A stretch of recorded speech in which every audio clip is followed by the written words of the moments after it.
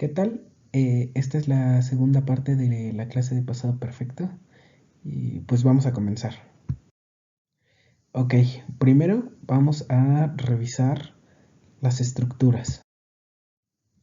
Entonces, como ya hicimos en Present Perfect, vamos a comenzar analizando cuál es la estructura de las afirmaciones para este tiempo.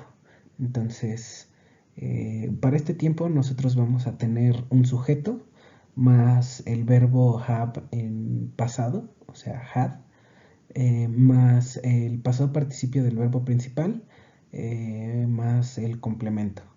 Entonces, aquí tenemos dos ejemplos y vamos a verlos. Entonces, I had visited the Louvre before, so I knew where the Gioconda was. Ok, aquí antes de empezar a comentar, no sé si lo conozcan, pero el Louvre es un museo muy famoso en Francia. Y bueno, la Gioconda es el mismo retrato que la Mona Lisa, o sea, son el mismo retrato y se les conoce de una forma u otra, ¿no? Este, entonces, podemos ver ya aquí la estructura. Tenemos I, el sujeto, had, el pasado de have, el pasado participio visited y luego el complemento, ¿no? La traducción sería: yo había visitado el Museo del Louvre antes, así que sabía dónde estaba la Mona Lisa. La primera parte, yo había visitado, sería I had visited. Luego el Museo del Louvre, antes, before. So I knew, así que sabía. Where, dónde. De Gioconda was, estaba la Mona Lisa, ¿no? Este, como segundo ejemplo tenemos he'd worked as an accountant for many years, but recently he changed his career because he was bored. Entonces, de nuevo tenemos el sujeto he, él, el pasado de have, had, en su forma corta, había, luego el pasado participio, worked, trabajado, y luego el complemento, que vamos a traducirlo poco a poquito, ¿no? As an accountant, como contador. For many years, por muchos años. But recently, pero recientemente, he changed, él cambió, his career, su carrera, cause, porque he was bored, estaba aburrido o él estaba aburrido. Bueno, revisemos las negaciones. Ahora, para este tiempo, y al igual que sucedía en Present Perfect, a las negaciones, para negar o para tener una oración negativa, lo que vamos a hacer es que al verbo auxiliar, que en este caso es had, el pasado de have, le vamos a agregar not, ¿no? Entonces, eh, vamos a tener la estructura sujeto más el verbo auxiliar más la negación más el pasado participio más el complemento. Y vamos a revisar los ejemplos. Entonces, they hadn't studied English before they went to London. They, ellos, hadn't, no habían, studied, estudiado, English, inglés, before, antes, they went to London, antes de que ellos fueran a Londres o de ir a Londres, ¿no? Este, eh, Ahora, para el segundo ejemplo, we hadn't had breakfast, but Tommy took us to la casa de Toño. We, nosotros, hadn't, no habíamos, had breakfast, desayunado, but Tommy, pero Tommy, took us, nos llevó, to la casa de Toño, a la casa de Toño, ¿no? Aquí comentar dos cosas. En el primer ejemplo, podemos traducir They went to London de dos maneras, con el infinitivo antes de ir a Londres o con una forma en español que se llama la forma, me parece que es perfecta, no, con la forma, una forma imperfecta de los verbos eh, en la que nosotros agregamos la partícula de que bueno, el verbo, ¿no? ¿Cómo funciona? Por ejemplo, aquí traduciríamos, ellos no habían estudiado inglés antes de que ellos fueran a Londres, ¿no? En realidad, ambas formas son aceptadas para, para nuestro, o sea, para las intenciones de nuestro curso, ambas formas son aceptadas. Es importante revisar estas formas imperfectas en español, si estuviéramos en una clase de español. Pero bueno, yo lo menciono aquí como comentario porque, bueno, más adelante en la clase vamos a revisar los usos y hay algunos usos que tienen un poquito que ver con esta forma imperfecta de los verbos, ¿no?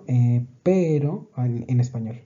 Pero como tal no es necesaria para entenderlo, entonces por eso solo lo dejo como comentario.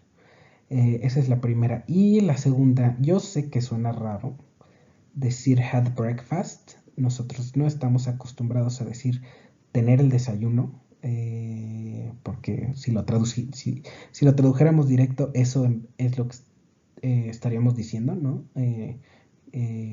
Tal cual estaríamos diciendo tener el desayuno, lo cual nosotros no estamos acostumbrados, pero bueno, en inglés sí se dice have breakfast y por have breakfast se entiende desayunar, ¿no? Esto aplica lo mismo con have meals, tener meriendas, ¿no? O have lunch, tener el lunch o lunchear, si queremos de alguna forma españolizar el término, o bueno, el concepto lunch. Este, pero sí, o por ejemplo, have dinner, cenar, have dessert, el postre, o sea, comerte el postre. En general, las cosas que tienen que ver con partes específicas de la comida, ellos para referirse a ingerirlas dicen have lo que sea que están comiendo, ¿no? Ya sea desayuno, breakfast, comida, lunch o dinner, cena, ¿no? Ok, ahora para las interrogaciones. Y algo que no mencioné, o bueno, que si mencioné, lo mencioné muy a la ligera en Present Perfect, pero que me gustaría aquí establecer de forma más clara. Bueno, nosotros podemos tener UH questions. ¿Qué me refiero con UH questions? O UHQ, aquí así lo abrevié. UH questions son todas aquellas preguntas que empiezan con palabras que empiezan con WH, como cuáles: who, what, which, where, son yo creo que las cuatro principales. ¿Qué? What, who, quién, eh, which, bueno, es que esa es complicada porque depende ahí más o menos del contexto, ¿no? Y... ¿Cuál otra? Bueno, esas cuatro, ¿no? Esas son preguntas que se conocen como las UH questions en inglés, que responden a las preguntas típicas en español, que qué, quién, cómo, cuándo, dónde, ¿no? Where. Bueno, el asunto es que aquí hay algunas preguntas a las que nosotros les podemos poner, o bueno, más bien es necesario que las hagamos como watch questions, pero que además están en este tiempo, ¿no? Entonces, obedecen siempre mientras no estén en negativo ni cosas raras, o sea, mientras no preguntemos en negativo y hagamos cosas raras por ahí, van a responder siempre a la siguiente estructura.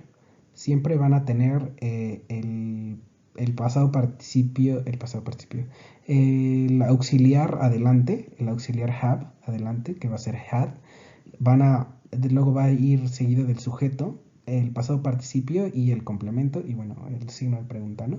Entonces, en los ejemplos puse uno con watch question y uno sin watch question para que vean cómo funciona, ¿no?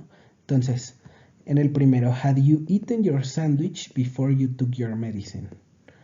Had you, habías tú, ¿no? Eaten, comido, your sandwich, tu sandwich, before you took, before, antes, you took, de tomar, o de que te tomaras, your medicine, tu medicina, ¿no? Aquí que tengo que comentar. Ok. Aquí tengo que comentar el hecho de que, bueno, nosotros ya habíamos platicado acerca de que los verbos en español te permiten comerte de alguna forma el sujeto, porque de alguna forma están implícitos en la conjugación del verbo, ¿no? Entonces, por eso es que subrayé el comido y le puse una rayita amarilla, no sé si la vean. Ese comido también representa al sujeto, ¿no? O sea, es el pasado participio, pero ahí implícito va el sujeto. Y por eso lo subrayé, ¿no? Ahora para el siguiente ejemplo. What had you been doing before I arrived? What, ¿qué? Esa es la WH question. Had, ese es el auxiliar. Habías, ¿no? You es mi sujeto. Y luego, bueno, you been sería estado, que sería el pasado participio más el sujeto, ¿no? En español. Y luego doing, haciendo, before, antes, I arrived, que llegara, o bueno, de que llegara. Aquí tengo que comentar dos cosas, bueno, no una en realidad. No sé por qué, pero por alguna forma no se subrayó el pasado participio en las partes que vienen en inglés. Pero bueno, miren, se lo subrayo aquí. Este es el pasado participio, ese es eaten. Y este es el pasado participio been. Para que ya no queden dudas.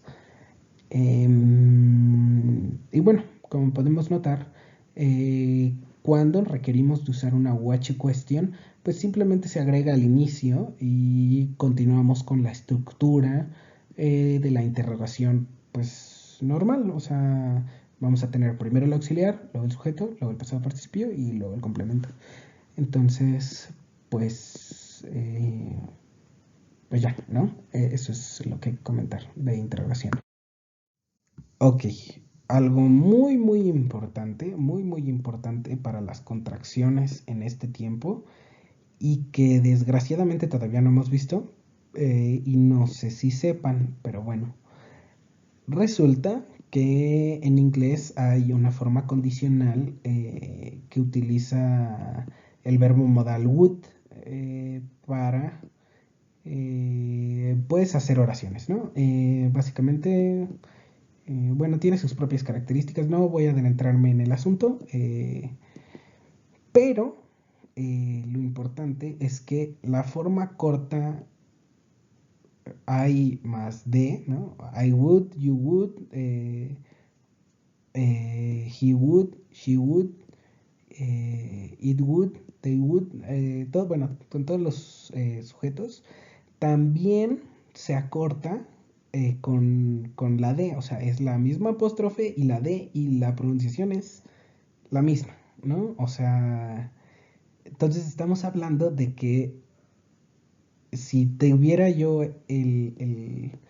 la contracción con la D, no podría yo decir en principio si estoy hablando en pasado perfecto o de la forma condicional would. Pero afortunadamente podemos distinguir entre estos dos significados, entre estas dos oraciones, bueno, clases de oraciones, si observamos el verbo principal. Entonces, ¿cuál es la característica del pasado perfecto? Que el pasado perfecto del verbo principal está en pasado participio, ¿no? Ahora del condicional would, en el condicional would tenemos el infinitivo, el verbo principal está en infinitivo. Y esto es importante recordarlo. Si llegan a ver en algún lugar que el verbo está en infinitivo, no es pasado perfecto, no lo es, no lo es. El pasado perfecto necesariamente requiere que tenga yo el verbo auxiliar had, ya sea en su presentación corta o en su presentación larga, y el pasado participio del verbo principal. Eso es past perfect, o sea, y no hay pierde, o sea, si llegara a obtener el verbo principal en infinitivo, no estamos hablando de pasado perfecto, ¿no? Esto es para que lo tomen en cuenta, o sea, si en algún momento por ahí, por el mundo, llegaran a ver el infinitivo y la contracción, bueno, que no se confundan, eso no es pasado participio, es otra cosa, ¿no? Que si todo va bien, pues sí revisaremos en este curso. Muy bien, ahora vamos a comenzar con los usos. A ver. Entonces, para los usos para este tiempo, vamos a tener tres usos principales. Y todos tienen que ver con que son acciones que ocurrieron antes de otra cosa, ¿no? Entonces, vamos a revisar para qué cosas, ¿no? Entonces, acción anterior a otra acción ocurrida en el pasado, ¿no? Ese es el primer uso. Entonces, aquí como nota y algo que quiero dejar bien claro es que la acción que ocurrió primero es en pasado perfecto. O sea, si nosotros pusiéramos en una línea del tiempo las acciones, lo primero en ocurrir sería lo que ponemos en pasado perfecto. Y lo que sigue iría en pasado simple, ¿no? Entonces, ¿cómo funciona? Por ejemplo, eh, I'd read the book before I saw the movie, ¿no? Podemos ver que la primera parte está en pasado perfecto y la segunda, el I saw the movie, está en pasado simple. ¿Esto por qué ocurre? ¿Se acuerdan cuando habíamos dicho que el pasado perfecto era de alguna forma el pasado del pasado? Bueno, pues justo eso está ocurriendo aquí. I saw the movie es una acción que ocurrió en el pasado. Esta persona, bueno, yo vi la película, es una acción que ocurrió en el pasado, pero antes de ver la película, yo leí el libro, ¿no? Entonces, eso es algo que ocurrió antes de alguna forma del pasado, ¿no? Entonces, I'd read the book before I saw the movie. El I'd read the book, que es lo que ocurrió primero, y va en pasado perfecto, porque es el pasado del pasado, y luego el I saw the movie va en pasado simple. Ahora, esto no funciona igual en español, porque en español tenemos otras formas. Podemos poner el infinitivo, podemos poner formas imperfectas del verbo, que tampoco voy a explicar, no me voy a explicar mucho en ese asunto ahorita, pero bueno, como funcionaría en español es, por ejemplo, bueno, ¿cómo traduciríamos esto al español? Sería I'd, yo había, read, leído, the book, el libro, before, antes, I saw the movie, de que yo viera la película, o que, o de ver la película. Y justo aquí está, o aquí entra lo que les había dicho acerca de las formas imperfectas. Bueno, esta forma imperfecta de qué me permite observar de alguna forma más clara en español eh, que la acción de ver la película ocurrió en el pasado, ¿no? O sea, porque cuando yo digo ver la película por sí solo, bueno, o sea, ver la película podría suceder hoy, mañana, ayer, o sea, ver la película es una acción, ¿no? Que está en infinitivo, o sea, en realidad no está bien definido exactamente cuándo sucede, ¿no? Pero de que viera, bueno, ese viera ya carga un poquito más con el asunto de que eh, es algo que ocurrió en el pasado, ¿no? Y eso me lo otorga la forma imperfecta del verbo en español. Pero bueno, como no vamos a analizar eso, voy a seguir traduciendo estas formas así como de ver la película.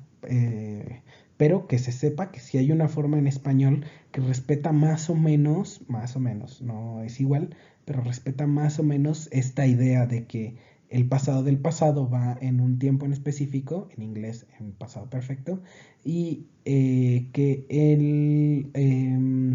el pasado normal, ¿no? O las acciones ocurridas solo en pasado y no anteriores a este, pues van en una especie de pasado, ¿no? En inglés pasado simple, en español un pasado imperfecto ahí medio raro, ¿no? Ahora, para el segundo ejemplo, vamos a ver, bueno, vamos a ver exactamente qué sucede aquí. Aquí eh, tenemos una pregunta y reza más o menos así. Had you ever flown before the trip to France? Had you ever es alguna vez. Eh, had you ever flown sería alguna vez habías volado. Before, antes, the trip, del viaje, to France, a Francia, ¿no? Entonces aquí, ¿qué sucede? Bueno, aquí podremos poner alguna vez para respetar el ever o no ponerlo.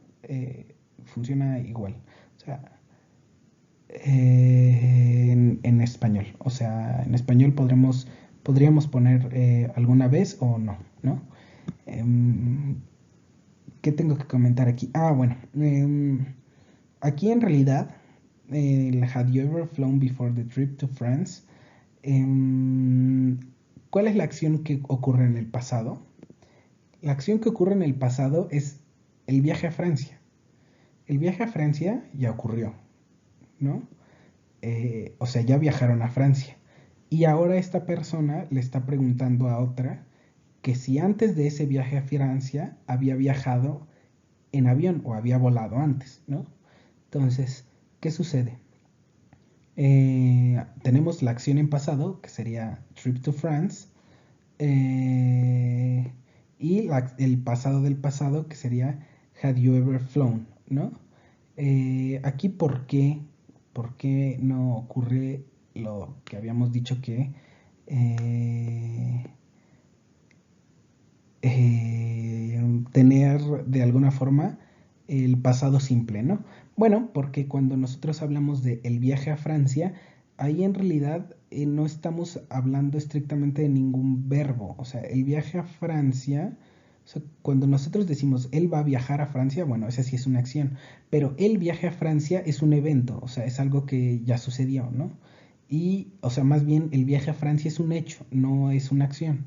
Entonces, como tal, pues no tengo, o bueno, no tengo razones para conjugarla, ¿no? A ningún tiempo, porque pues no puedo. O sea, como es un evento, el hecho de decir el viaje a Francia, bueno, pues un evento no se conjuga, ¿no? O sea, no es algo que nosotros conjuguemos. Entonces, por eso es que no está en pasado simple. Y no necesita estarlo, ¿no? O sea, así como está, funciona bastante bien. Ok, ahora, el segundo uso, acciones que ocurrieron antes de un tiempo en específico en el pasado. Ok, ¿a qué nos referimos con esto? De nuevo, es la misma idea. Este es el tiempo del pasado del pasado. Pero ¿cómo va a funcionar aquí? Bueno, supongamos que algo ocurrió antes de las 7 de la mañana. Entonces, si algo ocurrió antes de las 7 de la mañana del día de hoy, por ejemplo, las 7 de la mañana entonces son algo que ya ocurrieron, ¿no? A las 7 de la mañana es algo que ya ocurrió, es algo que está en el pasado. Y eso que ocurrió antes de las 7 de la mañana es lo que nosotros estamos hablando y eso iría en pasado perfecto, ¿no? Entonces, ¿cómo funciona? Por ejemplo, y el primer ejemplo bueno, es exactamente lo mismo. Supongamos, I had already woken up when the alarm clock rang at 7 a.m., ¿no? Entonces, yo ya, bueno, I had already, yo ya había woken up, despertado, when, cuando, the alarm clock, la alarma o el reloj alarma, sonó, rang at 7 a.m., a las 7 a.m., ¿no? Entonces, ¿qué sucede aquí? Em, Tenemos el evento en específico en el pasado, que es que el reloj sonó a las 7 de la mañana. Eso es lo que está subrayado en verde, ¿no? Alarm clock rang at 7 a.m. Ese es eso, un tiempo en específico en el pasado, ¿no? Y antes de ese tiempo en específico en el pasado, yo ya me había despertado, ¿no? Esa es la acción que ocurrió antes del tiempo específico. Y eso es lo que va en pasado perfecto. Ahora, en el siguiente ejemplo. He hadn't been to France before the trip in 2008. Él no había ido. Él, hadn't, no había been, ido to France, a Francia, before, antes, the trip in 2008, del viaje en 2008, ¿no? Aquí, ¿cómo funciona? Bueno, el evento en específico en el pasado es el viaje en el 2008, ¿no? Y la acción que ocurrió antes es que él no había estado ahí, ¿no? Entonces, eh, justo tenemos la misma estructura, ¿no? O sea, tenemos un evento en específico en el pasado, pero antes de eso ocurrió otra cosa o no ocurrió otra cosa y a eso es lo que escribimos nosotros en pasado perfecto. Ahora, el tercer uso, y se parece mucho a uno que está en present perfect, pero bueno, este es past perfect, entonces funciona diferente. No sé si se acuerdan, pero en Present Perfect nosotros teníamos un uso que hablaba más o menos de que, bueno, el Present Perfect funciona para situaciones que habían comenzado en el pasado, pero que tenían validez hasta hoy. Bueno, pues el Past Perfect, lo que sucede es que tenemos acciones que empezaron en el pasado y que terminaron o culminaron en cierto punto en el pasado, o sea, no tienen validez hoy, sino que culminaron antes del presente, ¿no? Entonces, nosotros para eso usamos el past perfect, para acciones que ocurrieron en un periodo del tiempo en el pasado. Es decir, empezaron en el pasado y en algún momento en el pasado también terminaron. Para eso usamos el past perfect. O bueno, ese es el último uso de past perfect. Y vamos a revisar los ejemplos. Por ejemplo, she had only owned one car before she bought her new BMW. Entonces, she, had only, solo había, owned, tenido o poseído. Aquí me gusta más decir tenido porque nosotros en realidad decimos tener un carro, ¿no? Pero bueno, si fuéramos súper estrictos con cómo se traducen estas cosas, yo creo que valdría la pena decir que owned también significa poseer, ¿no? Del fin y al cabo estamos hablando de la posesión de un carro. Entonces, yo lo dejaría como tenido, porque es más natural en español decir tener un carro que poseer un carro, pero pues ahí, o sea, ¿para qué lo toman en cuenta? Entonces, one car, un carro, before she bought, before, antes, she bought, que comprara, o que ella comprara, eh, her new, su nuevo, BMW, ¿no? Entonces, aquí, ¿qué sucede? ¿Qué empezó en el pasado? Bueno, aquello que empezó en el pasado es que ella solo había tenido un carro, ¿no? Eso es una situación que tenía, que empezó en el pasado. Y continuó, o sea, ella solo había tenido un carro. Y esa situación continuó hasta que se comprara el BMW, ¿no? Entonces, la situación era, ella tenía un carro, ¿no? Solo uno, solo un carro. Y esa situación continuó hasta que se compró el nuevo carro, ¿no?